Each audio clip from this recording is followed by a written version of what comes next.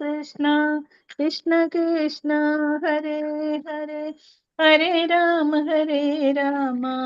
राम राम हरे हरे हरे कृष्ण कृष्ण कृष्ण कृष्ण हरे हरे हरे राम राम राम राम हरे हरे हरे कृष्ण कृष्ण कृष्ण हरे हरे हरे राम राम राम राम हरे हरे हरे कृष्ण कृष्ण कृष्ण कृष्ण हरे हरे हरे राम राम राम ഹരേ राम കൃഷ്ണ.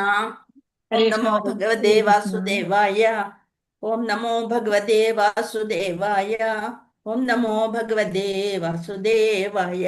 ഓം അജ്ഞാനതിമിരാന്തസ്യ ജ്ഞാനാഞ്ജനശലാകയാ ചക്ഷുരന്മീലിതം യേന തസ്മൈ ശ്രീഗുരവേ നമഃ. ശ്രീചൈതന്യമനോഭീഷ്ടം സ്ഥാപിതം യേന ഭൂതലേ സ്വയം രൂപകഥാ മഹ്യം ദദാതി സ്വപദാന്തികം. വന്ദേഹം ശ്രീഗുരോൻ ശ്രീയുതപദകമലം ശ്രീഗുരോൻ വൈഷ്ണവാംശ ശ്രീരൂപം സാഗ്രജാതം സഹഗണ രഘുനാഥാന്യദന്തം സജീവം സാദ്വൈതം സാവധൂതം പരിജനസഹിതം കൃഷ്ണചൈതന്യദേവം ശ്രീരാധാകൃഷ്ണപാദാൻ സഹഗണ ലളിത ശ്രീവിശാഖാന്യദംശ. ഹേ കൃഷ്ണ കരുണാ സിന്ധോ ദീനബന്ധോ ജഗത്പദേ ഗോപേശ ഗോപിക കാന്ത രാധ കാന്ത നമോസ്തുതേ. തപ്തകാഞ്ചന ഗൗരാംഗി രാധേ വൃന്ദാവനേശ്വരി വൃഷഭാനുസുതേ ദേവി പ്രണമാമി ഹരിപ്രിയേ. വാഞ്ചകൽപതരുഭ്യശ്ച കൃപാസിന്ധുഭ്യൈവ പതിതാനാം പാവനേഭ്യോ വൈഷ്ണവേഭ്യോ നമോ നമഃ. നമോ ഓം വിഷ്ണുപാദായ കൃഷ്ണപൃഷ്ഠായ ഭൂതലേ ശ്രീമതേ ജയപതാക സ്വാമിനിധി നാമിനേ നമാചാര്യപാദായ നിതായ കൃപാപ്രദായിനെ ഗൗരകഥാമതായ നഗരഗ്രാമതാരിണേ നമോ ഓം വിഷ്ണുപാദായ കൃഷ്ണപൃഷ്ഠായ ഭൂതലേ ശ്രീമതേ ഭക്തിവേദാന്ത സ്വാമിനിധി നാമിനെ നമസ്തേ സാരസ്വതേ ദേവേ ഗൗരവാണി പ്രചാരിണേ നിർവിശേഷ ശൂന്യവാദി പാശ്ചാത്യ ദേശധാരിണേ. ജയ ശ്രീകൃഷ്ണ ചൈതന്യ പ്രഭു നിത്യാനന്ദ ശ്രീ അദ്വൈത ഗദാധര ശ്രീവാസാദി ഗൗരഭക്തവൃന്ദ. ഹരേ കൃഷ്ണ കൃഷ്ണ കൃഷ്ണ ഹരേ ഹരേ ഹരേ രാമ രാമ രാമ ഹരേ ഹരേ. ഹരേ കൃഷ്ണ കൃഷ്ണ കൃഷ്ണ കൃഷ്ണ ഹരേ ഹരേ ഹരേ രാമ രാമ രാമ ഹരേ ഹരേ. ഹരേ കൃഷ്ണ കൃഷ്ണ കൃഷ്ണ ഹരേ ഹരേ ഹരേ രാമ രാമ രാമ ഹരേ ഹരേ. നിഗമകൽപ്പതരുർഗളിതം ശുഗമുഖാദമൃതദ്രവ സംയുതം പിബിത ഭാഗവതം രസമാലയ മുഹുരഹോ രസിക ഭുവി ഭാവുക.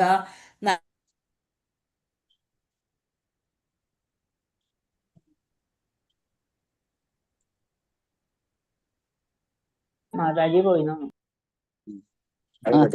ശ്ലോകേ ഭക്തിർഭവതി നഷ്ടയേന കരോതി വാചാരംഭം. മാതാജി കേൾക്കുന്നില്ല. പങ്കും ലങ്കയതേം ഗിരിയം പരമാനന്ദമാധവം ശ്രീഗുരും ദീനതാരണം ശ്രീചൈതന്യീശ്വരം. മദ്രാസില പറഞ്ഞു വന്നു. ജ്ഞാനദിവരാന്തസ്യ ജ്ഞാനാഞ്ജനശലാകയാ ചക്ഷുർമീലിതം യേന തസ്മൈ ശ്രീഗുരവേ നമഃ. ഹരേ കൃഷ്ണ മാതാജി. ഹരേ കൃഷ്ണ മാതാജി മദ്രാസിൽ പോയിക്കാ പറഞ്ഞു. ഇപ്പം പറയണ്ട. हरे कृष्ण कृष्ण कृष्ण हरे हरे हरे राम राम राम हरे हरे हरे कृष्ण कृष्ण कृष्ण हरे കേൾക്കുന്നുണ്ടോ മാതാജി? ഇടയ്ക്ക് കേൾക്കുന്നില്ലായിരുന്നു മാതാജി. നെറ്റിന്റെ പ്രശ്നം. ഹരേ കൃഷ്ണ മാതാജിക്ക് ബുക്ക് കിട്ടി. കിട്ടിയാ? സന്തോഷം മാതാജി. ഹരേ കൃഷ്ണ. പോയി വാങ്ങിക്കൊണ്ടുവന്നു. ആ, എന്നിട്ട് പൂജിച്ചില്ലേ? പൂജിച്ചിട്ടില്ല. ഹരേ കൃഷ്ണ. ഒന്ന് ദീപം കാണിച്ചിട്ട്, ഒന്ന് ചന്ദനത്തിരിയും ദീപമൊക്കെ കാണിച്ച്, ഒന്ന് ഭഗവാനെ വീട്ടിലേക്ക് വന്നതല്ലേ, അപ്പൊ ഒന്ന് പൂജിച്ച് ഇതേപോലെ പറയാം. ജയ ജയ ഭാഗവത ദേവ, ജയ ജയ ഭാഗവത, ജയ ജയ രാധ കൃഷ്ണ സ്വരൂപ, ജയ ജയ ഭാഗവത, അങ്ങനെയൊക്കെ പറഞ്ഞ് ഭഗവാനെ അങ്ങോട്ട് നമ്മുടെ വീട്ടിലേക്ക് ക്ഷണിക്കുക. ഭഗവാൻ ഒരു കൃഷ്ണ. സ്വീറ്റൊക്കെ കൊടുക്കുക മാതാജി. ഞാൻ പൂജിച്ചിട്ട് എടുത്തിട്ടോ നമ്മുടെ ധ്യാനശ്ലോകങ്ങളൊക്കെ ചൊല്ലി പൂജിച്ച് അതെ അങ്ങനെ അതെ അതൊക്കെ ചെയ്ത് കേട്ടാ. എന്നിട്ട് ഒന്നാമത്തെ സ്കന്ധം എടുത്ത് കുറച്ചൊന്ന് വായിച്ചതിന് ശേഷം അതവിടെ വെക്കുക. നമ്മ അത് പഠിച്ചത് ഇതായതാണല്ലോ. ആ 3 ശ്ലോകം ഒന്ന് ആദ്യത്തെ ഒന്ന് വായിച്ചു വെക്കുക. അതിനുശേഷം നമ്മുടെ ഈ ഇത് ഫോളോ ചെയ്യുക ക്ലാസ്സിന്. അത് കഴിഞ്ഞ് എപ്പോഴാണോ സമയം കിട്ടണത് അപ്പൊ ഒക്കെ വായിച്ചു നോക്കാം. ആ. ഹരേ കൃഷ്ണ. അത് നമ്മൾ പഠിച്ചതാണല്ലോ, കുഴപ്പമില്ല. ഇപ്പൊ 2ാമത്തെ സ്കന്ധം ഒന്നാമത്തെ ശ്ലോകം തുടങ്ങിയിട്ടുള്ളൂ. അപ്പൊ നാളെ തുടങ്ങി മാതാജി അത് ഇപ്പൊ എടുത്താലും കുഴപ്പമൊന്നുമില്ല. ഭഗവാൻ എപ്പോഴും നമ്മുടെ കൂടെ ഉണ്ടല്ലോ. ഇനി ഭഗവാൻ വിളക്ക് എത്തിക്കുമ്പോ കാണിച്ചു. അത് മതി, അത് മതി. ഹരേ കൃഷ്ണ. അപ്പൊ നമ്മൾക്ക് ഇന്ന് അധ്യായം 2 സ്കന്ധം 2 അധ്യായം 2 അല്ലെ. അന്തരംഗസ്ഥനായ ഭഗവാൻ. ഹരേ കൃഷ്ണ ഹരേ കൃഷ്ണ കൃഷ്ണ കൃഷ്ണ ഹരേ ഹരേ.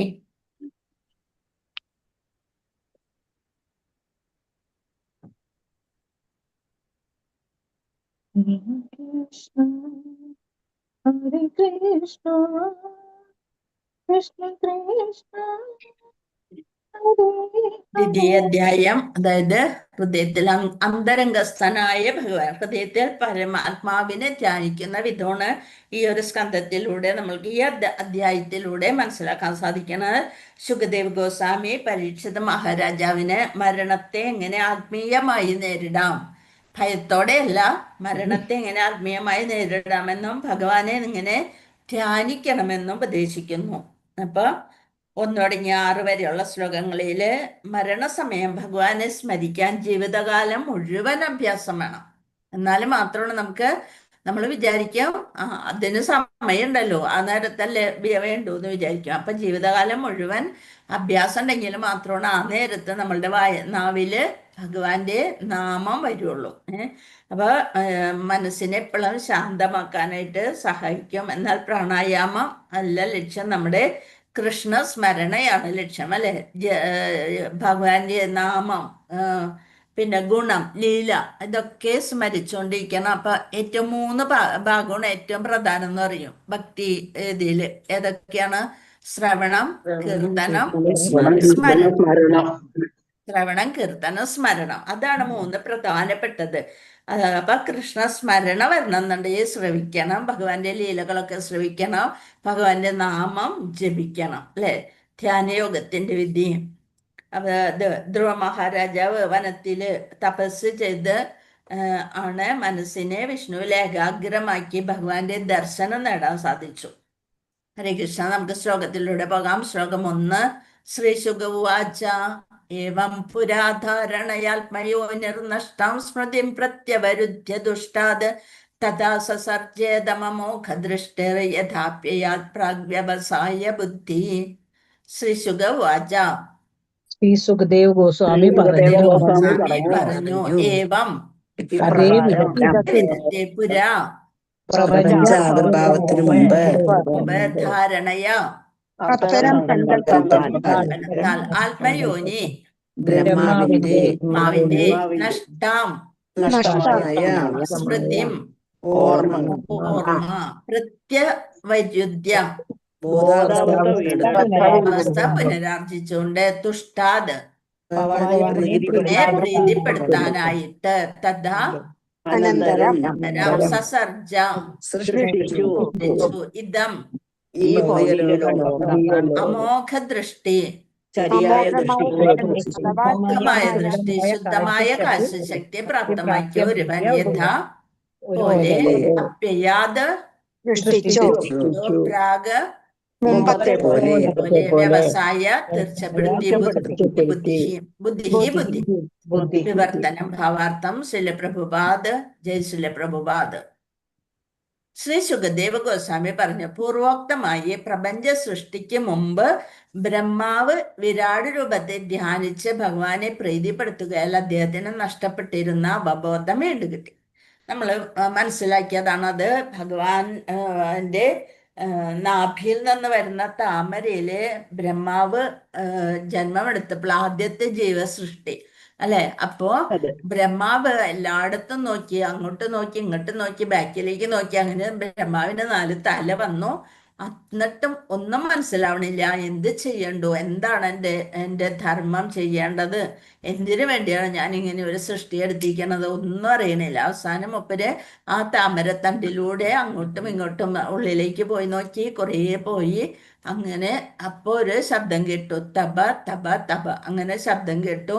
അങ്ങനെ വന്ന് പുള്ളി പിന്നെ 1000 സംവത്സരങ്ങള് അങ്ങനെ ഇരുന്ന് തപസ് ചെയ്തപ്പോള് ഭഗവാൻ ഉള്ളില് പ്രത്യക്ഷപ്പെട്ടിട്ട് എല്ലാ വേദങ്ങളും എല്ലാതും തേനെ ബ്രഹ്മഹൃദായ അധികവേ മുഹ്യന്തിയ സൂരയ എന്ന് പറഞ്ഞുകൊണ്ട് എല്ലാ വേദങ്ങളും ബ്രഹ്മാവിന്റെ ഹൃദയത്തിലേക്ക് അറിവും എല്ലാം കൊടുത്തു. എന്നിട്ട് പറഞ്ഞു സൃഷ്ടി നടത്തിക്കോളൂ എന്ന് പറഞ്ഞുകൊണ്ട് എല്ലാ കഴിവും കൊടുക്കണം. പ്രപഞ്ച സൃഷ്ടിക്ക് മുമ്പ് ബ്രഹ്മാവ് വിരാട് രൂപത്തെ ധ്യാനിച്ച് ഭഗവാനെ പ്രീതിപ്പെടുത്തുകയാൽ, അതാണ് നമ്മൾ എപ്പോഴും ഭഗവാനെ പ്രീതിപ്പെടുത്താൻ വേണ്ടിയിട്ടാണ് നമ്മൾ നാമം ജപിക്കുന്നത്. അല്ലാണ്ട് നമ്മുടെ സന്തോഷത്തിന് 16 മാല കഴിഞ്ഞാല് സന്തോഷായി എന്ന് വിചാരിച്ചുകൊണ്ടല്ല നാമം ചൊല്ലേണ്ടത്. ഈ ഒരു നാമം ചൊല്ലുന്നതോടുകൂടി നമുക്ക് എന്ത് കിട്ടണം? ഭഗവാന്റെ കാരുണ്യം ലഭിക്കണം. ഭഗവാന്റെ കാരുണ്യം എങ്ങനെയാ ലഭിക്കുക? ഭഗവാനൊന്ന് സന്തോഷിക്കണം അല്ലെ.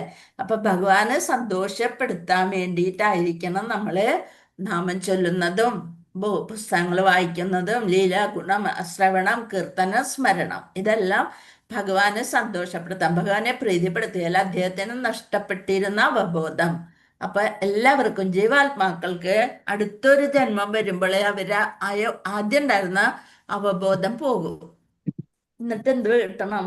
വീണ്ടും നമ്മള് അവബോധം വരും. അത് കൃഷ്ണാവബോധത്തിലേക്കായി കിട്ടണം. അതിനു വേണ്ടി നഷ്ടപ്പെട്ടിരുന്ന അവബോധം വീണ്ടും കിട്ടി. അപ്രകാരം മുമ്പുണ്ടായിരുന്ന പോലെ സൃഷ്ടികർമ്മത്തിന് അദ്ദേഹത്തിന് വീണ്ടും കഴിവുണ്ടായി. അദ്ദേഹത്തിന് മുമ്പ് മനസ്സിലായോ ഞാൻ സൃഷ്ടികർമ്മം നടത്തുന്നതാണ്, ഭഗവാനെ സഹായിച്ചിരുന്ന ആളാണ് എന്നുള്ള ബോധം അദ്ദേഹത്തിന് ലഭിച്ചു. ശ്രീ ബ്രഹ്മാവിനെ കുറിച്ച് ഇതിൽ ഉദ്ധരിച്ചിരിക്കുന്ന ദൃഷ്ടാന്തം വിസ്മൃതാവസ്ഥകളിൽ ആദ്യത്തേതാണ്. ആദ്യ ജീവാത്മാവ്, എല്ലാ ജീവാത്മാക്കളും കഴിഞ്ഞ ജന്മങ്ങളെ വിസ്മരിക്കും. ഭഗവാന്റെ ഐഹികമായ സവിശേഷ ലക്ഷണങ്ങളിൽ ഒന്നിന്റെ അവതാരമാണ് ബ്രഹ്മാവ്. ഭൗതിക പ്രകൃതിയുടെ രാജസിക ഗുണത്തിലെ അവതാരമാണ്. രാജസിക ഗുണമാണ്, സത്വഗുണമല്ല, രജോ ഗുണത്തിന്റെ അവതാരമാകിയാൽ മനോഹരമായ ഭൗതിക സൃഷ്ടിയുടെ ആവിഷ്കരണത്തിന് ഭഗവാൻ അദ്ദേഹത്തെ അധികാരപ്പെടുത്തിയിരിക്കുന്നു അല്ലെ. സൃഷ്ടിക്ക് വേണ്ടിയാണ്. അപ്പൊ അതുകൊണ്ട് രജോ ഗുണമാണ് കൂടുതൽ വേണ്ടത്. എന്നിരുന്നാലും അദ്ദേഹം അസംഖ്യം ജീവസത്തകളിൽ ഒരുവനാകിയാൽ സർഗശക്തിയുടെ കല വിസ്മരിക്കാനുള്ള പ്രവണത അദ്ദേഹത്തിനുണ്ട്. നമ്മള് എല്ലാം നമുക്ക് ഇന്നലെ കഴിഞ്ഞ കാര്യങ്ങളൊന്നും കൂടെ നമ്മളോട് ചോദിച്ചാൽ നമുക്കറിയില്ല, ബോധം പോയി. പക്ഷേ ബ്രഹ്മാവ് അതുപോലെയല്ല, അസംഖ്യം ജീവസത്തകളിൽ ഒരുവനാണ്. അതുകൊണ്ട് സർഗശക്തിയുടെ കല വിസ്മരിക്കാനുള്ള പ്രവണത അദ്ദേഹത്തിനുണ്ട് എന്നല്ലേ. നമ്മൾക്ക് ജീവാത്മാക്കൾക്ക് 4 തരത്തില് ന്യൂനതകളുണ്ട്. ഏതൊക്കെയാണ്? തെറ്റുപറ്റുന്നു, ചതിക്കാനുള്ള പ്രവണതയുണ്ട്, മായയിൽ അകപ്പെടുന്നു, പിന്നെ മറവി അല്ലെ. നമ്മ എല്ലാ കാര്യങ്ങളും മറന്നു പോകും. അതുപോലെ ബ്രഹ്മാവ് മുതൽ അങ്ങ് താഴേക്കിടയിലുള്ള നിസ്സാരമായ ഉറുമ്പ് വരെയുള്ള ജീവസത്തകളുടെ പ്രവണതയായ ഈ മറവിയെ ഭഗവാന്റെ വിരാട് രൂപ ധ്യാനത്തിലൂടെ നിർവീര്യമാക്കാവുന്നതേയുള്ളൂ. നമ്മളോടും പറയണ ഭഗവാന്റെ വിരാട് രൂപത്തെ ധ്യാനിച്ചാൽ നമ്മൾക്കും ഓർമ്മശക്തിയും ഒക്കെ കിട്ടും. അല്ലെങ്കിൽ സുമന്ദമതയോ ആയിട്ട് ഇങ്ങനെ നടക്കും. അപ്പൊ നമ്മൾ എന്ത് വേണം? എപ്പോഴും ഭഗവാനെ കുറിച്ച് ചിന്തിച്ചുകൊണ്ടിരുന്ന് ധ്യാനിച്ചുകൊണ്ടിരുന്നാല് ആ മറവി നിർവീര്യമാക്കാവുന്നതേ ഉള്ളൂ. മനുഷ്യരൂപത്തിലുള്ള ജീവിതത്തിന് കിട്ടുന്ന അവസരമാണത്. മനുഷ്യർക്ക് മാത്രമാണ് ഇങ്ങനെ ഒരു നല്ലൊരു അവസരം കിട്ടിയിരിക്കുന്നത്. ഒരുവൻ ശ്രീമദ് ഭാഗവത നിർദ്ദേശങ്ങളെ അനുവർത്തിക്കുകയും വിരാട് രൂപത്തെ ധ്യാനിക്കാൻ ആരംഭിക്കുകയും ചെയ്യുമ്പോൾ അവന്റെ ശുദ്ധമായ അവബോധത്തിന്റെ പുനരുത്ഥാനവും ഭഗവാനുമായുള്ള ശാശ്വത ബന്ധത്തെ വിസ്മരിക്കുന്ന പ്രവണതയുടെ പ്രതിപ്രവർത്തനവും ഒരേ സമയം സംഭവിക്കുന്നു. എന്താണ്? ശുദ്ധമായ അവബോധം ശുദ്ധമാവും, അതുപോലെ മറവി എന്നുള്ള ഒരു കാര്യം പോയിട്ട് നമ്മൾക്ക് ഭഗവാനുണ്ട് എൻ്റെ രക്ഷയ്ക്ക്, മുന്നും പല പല ജന്മങ്ങളിലൂടെ എനിക്കിപ്പോൾ ഒരു മനുഷ്യ ജന്മം തന്നിരിക്കുന്നു അപ്പൊ എന്ത് വേണം? ഭഗവാനിലേക്ക് എത്തിപ്പെടാൻ ഭഗവാനോട് പ്രാർത്ഥിക്കണം അല്ലെ. ശാശ്വത ബന്ധത്തെ വിസ്മരിക്കുന്ന പ്രവണത, അതായത് ഭഗവാനുമായിട്ട് നമുക്കൊരു ശാശ്വത ബന്ധം ഉണ്ടായിരുന്നു, അത് നമ്മൾ ഇവിടെ വന്നപ്പോ വിസ്മരിച്ചു പോയി. അത് ദൂരീകരിക്കപ്പെട്ടയുടൻ തന്നെ ഭഗവത്ഗീത 2:41 സൂചിപ്പിച്ചിട്ടുള്ള വ്യവസായ ബുദ്ധി ഉണ്ടാകുന്നു. ജീവസത്തയുടെ വ്യക്തവും നിശ്ചയവുമായ അറിവ് അവന് ആവശ്യമുള്ള ഭഗവത് പ്രേമയുത സേവനത്തിലേക്ക് നയിക്കുന്നു അല്ലെ. 2:41 എന്താ പറഞ്ഞിരിക്കണത്? വ്യവസായാത്മിക ബുദ്ധി വ്യവസായാത്മിക ബുദ്ധി അല്ലെ. ബഹുശാഖ നിശ്ചന്തേ ബുദ്ധയോ വ്യവസായിന. വ്യവസായാത്മിക ബുദ്ധി രേഖേഹ കുരുനന്ദന ബഹുശാഖാഹ്യനന്ദാശ ബുദ്ധയോ വ്യവസായിന. ഈ വഴിക്ക് പോകുന്നവർ നിശ്ചയദാർഢ്യമുള്ളവരാണ്. ലക്ഷ്യവും ഒന്ന് മാത്രം. കുരുനന്ദന, ദൃഢനിശ്ചയമില്ലാത്തവരുടെ ബുദ്ധി പല ശാഖകളോട് കൂടിയതാണ്. ദൃഢനിശ്ചയം ഭഗവാനിലേക്ക് എത്തിപ്പെടണം എന്ന് പറഞ്ഞ പൂർവ്വജന്മങ്ങളിൽ ചെയ്ത നല്ലയോ ചീത്തയോ ആയ കർമ്മങ്ങളുടെ ഫലമായിട്ട് ആണ് ഇപ്പൊ ഇവിടെ വന്നിരിക്കണേ. വീണ്ടും നമ്മൾ കാമ്യകർമ്മങ്ങൾ തന്നെയാണ് ആഗ്രഹിക്കുന്നത്. അപ്പൊ എന്ത് വേണം? ഗുരുവിന്റെ പ്രസാദത്താലും ഭഗവാന്റെ പ്രസാദത്താലും നമ്മൾക്ക് വീണ്ടും ഭഗവാനുമായിട്ടുള്ള ബന്ധത്തിലേക്ക് ഓർമ്മപ്പെടുത്തണേ. വ്യക്തവും നിശ്ചയമായി അറിവിന് ആവശ്യമുള്ള ഭഗവത് പ്രേമയുത സേവനത്തിലേക്ക് നയിക്കുന്നു. ദൈവരാജ്യം അനന്തമാണ്, ആകയാൽ ഭഗവാന്റെ സഹായ ഹസ്തങ്ങളും അനന്തമാണ്. സീമാതീതമായ ദൈവരാജ്യത്തിലെ ഭഗവാനെ എണ്ണമറ്റ സഹായ ഹസ്തങ്ങളാണുള്ളത്. ഏത് രീതിയിൽ വേണമെങ്കിലും നമ്മളെ സഹായിക്കാൻ ഭഗവാന് സാധിക്കും. ഭഗവത് സൃഷ്ടിയുടെ ഓരോ മുക്കിലും മൂലയിലും അദ്ദേഹത്തിന് കൈകളും കാലുകളും കണ്ണുകളും ഒക്കെ ഉണ്ടെന്ന് ഭഗവത്ഗീത 13:14 ഉറപ്പിച്ച് പറഞ്ഞിരിക്കുന്നു. ജീവ അഥവാ ജീവസത്തകൾ എന്ന് വിശേഷിപ്പിക്കപ്പെടുന്ന വിഭിന്ന അവിഭാജ്യ ഗണങ്ങളുടെ വിസ്തരണങ്ങൾ ഭഗവാന്റെ സഹായ ഹസ്തങ്ങളാണെന്നും അവയെല്ലാം തന്നെ സവിശേഷ മാതൃകയിലുള്ള സേവനം ഭഗവാന് സമർപ്പിക്കാൻ ഉദ്ദേശിച്ചിട്ടുള്ളവരാണെന്നും ഇത് അർത്ഥമാക്കുന്നു. ബദ്ധാത്മാവ് ബ്രഹ്മാവിന്റെ പദവിയിലുള്ള ജീവസത്ത പോലും മിഥ്യ അഹംബോധത്തിൽ നിന്നുണ്ടാകുന്ന മായികമായ ഭൗതിക ശക്തിയുടെ സ്വാധീനത്താൽ ഈ വസ്തുതയെ വിസ്മരിക്കുന്നു. ഈശ്വര അവബോധത്തെ അഭയം പ്രാപിക്കുന്നതിലൂടെ ഒരുവന് ഈ മിഥ്യ അഹംബോധത്തെ നിർവീര്യമാക്കാൻ കഴിയും. ബ്രഹ്മദേവന്റെ ദൃഷ്ടാന്തത്തിൽ കൂടി വിശദമാക്കിയതുപോലെ വിസ്മൃതാവസ്ഥയാകുന്ന ലഘുനിദ്രയിൽ നിന്നും പുറത്തു വരികയോ ഭഗവാന്റെ യഥാർത്ഥ ഭക്തിയുത സേവനത്തിൽ നിവിഷ്ടമായി തീരുകയുമാണ് മുക്തി അർത്ഥമാക്കുന്നത്. ബ്രഹ്മദേവന്റെ സേവനം മുക്തിയിലുള്ള സേവനത്തിന്റെ മാതൃകയാണ്. അത് മറവിയും അതിഭ്രമവും നിറഞ്ഞ പരാർത്ഥ സേവനം എന്ന് വിളിക്കപ്പെടുന്നതിൽ നിന്നും തികച്ചും വ്യത്യസ്തമാണ്. മുക്തി എന്നത് ഒരിക്കലും നിഷ്ക്രിയതയല്ല, മറിച്ച് മനുഷ്യ സഹജമായ മതിഭ്രമങ്ങളില്ലാത്ത സേവനമാണ്. എപ്പോഴും നമ്മൾ മുക്തി നേടണം എന്നല്ല പറഞ്ഞ, ഭക്തി കൂടി ഉണ്ടെന്നുണ്ടെങ്കിൽ മുക്തി ഒരു ബോണസായിട്ട് നമുക്ക് കിട്ടണമാണ്. മുക്തി എന്ന് പറയണത് ഭക്തന്മാർക്ക് മുക്തി പോലും വേണ്ടാന്നാണ് പറയുന്നത്. അപ്പൊ ഭക്തി ഉണ്ടെന്നുണ്ടെങ്കിൽ ഭക്തി ദേവിക്ക് സേവനം അർപ്പിക്കാനായിട്ടാണ് മുക്തി ദേവി നടക്കുക. അപ്പൊ നമ്മൾക്ക് വിസ്മൃതാവസ്ഥയാവുന്ന ലഘുനിദ്രയിൽ നിന്നും നമ്മൊരു മറന്നു പോണതാണ്. അപ്പൊ അതിൽ നിന്നും പുറത്തു വരികയും ഭഗവാന്റെ യഥാർത്ഥ ഭക്തിയുത സേവനത്തിൽ നിവിഷ്ടമായി തീരുകയാണ് മുക്തി അർത്ഥമാക്കുന്നത്. നമ്മളെപ്പോഴും ഭക്തിയുത സേവനത്തില് തുടരണം. ബ്രഹ്മദേവന്റെ സേവനം മുക്തിയിലുള്ള സേവനത്തിന്റെ മാതൃകയാണ്. ബ്രഹ്മദേവൻ ഭഗവാൻ പറഞ്ഞതനുസരിച്ച് സൃഷ്ടികർമ്മം നടത്താനായിട്ട് തുടങ്ങി. അത് മറവിയും അതിഭ്രമവും നിറഞ്ഞ പരാർത്ഥ സേവനം എന്ന് വിളിക്കപ്പെടുന്നതിൽ നിന്നും തികച്ചും വ്യത്യസ്തമാണ്. മുക്തി എന്നത് ഒരിക്കലും നിഷ്ക്രിയതയല്ല, മറിച്ച് മനുഷ്യ സഹജമായ മതിഭ്രമങ്ങളില്ലാത്ത സേവനമാണ്. നമ്മൾക്ക് ശ്ലോകം 2 നോക്കാം. ഓം നമോ ഭഗവതേ വാസുദേവായ ശബ്ദസ്യ ഹി ബ്രഹ്മണ ഏഷ പന്ഥായ നാമഭ്യർദ്ധ്യായ ദിധീര പാർത്ഥൈഹി പരിഭ്രമം സത്ര ന വിന്ദതേർത്ഥാൻ മായാമയേ വാസനയാശയാന. ശബ്ദസ്യ വേദശബ്ദത്തിന്റെ ഹി ബ്രഹ്മണഃ ഏഷ ഈ പന്ഥ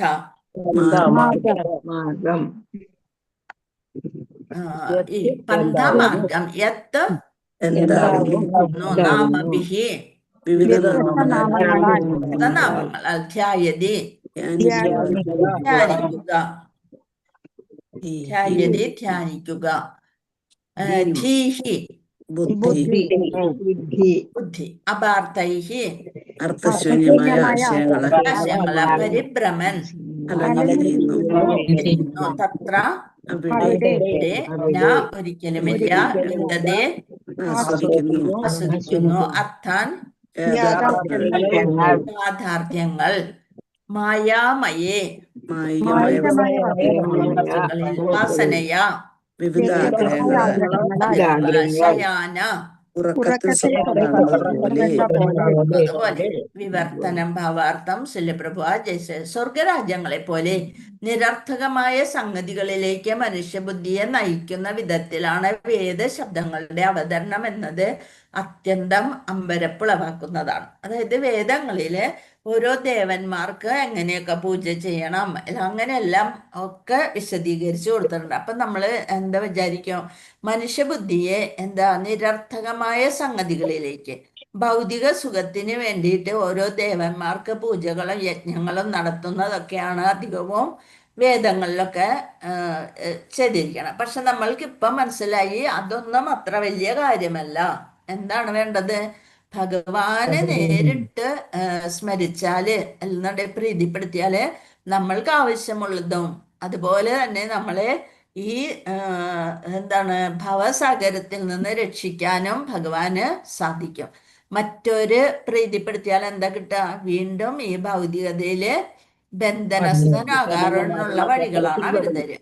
അപ്പൊ യഥാർത്ഥത്തിൽ ബദ്ധാത്മാക്കൾ മായികമായ അത്തരം സ്വർഗീയ സുഖങ്ങളെ ചുറ്റിപ്പറ്റിയുള്ള സ്വപ്നങ്ങളെ മുഴുകിയിരിക്കുന്നു. അല്ലെ?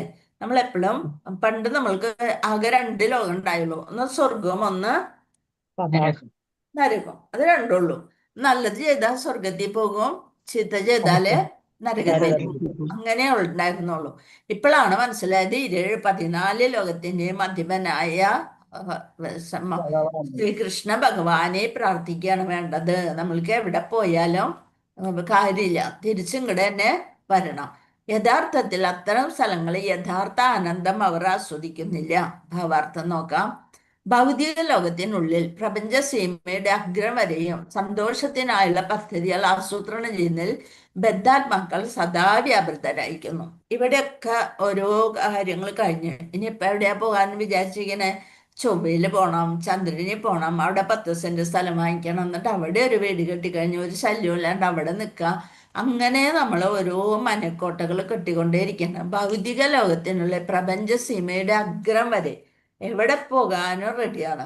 സന്തോഷത്തിനായുള്ള പദ്ധതികൾ ആസൂത്രണം ചെയ്യുന്നതിൽ ബദ്ധാത്മാക്കൾ സദാ വ്യാപൃതരായിരിക്കുന്നു. കഴിവിന്റെ പരമാവധി പ്രകൃതി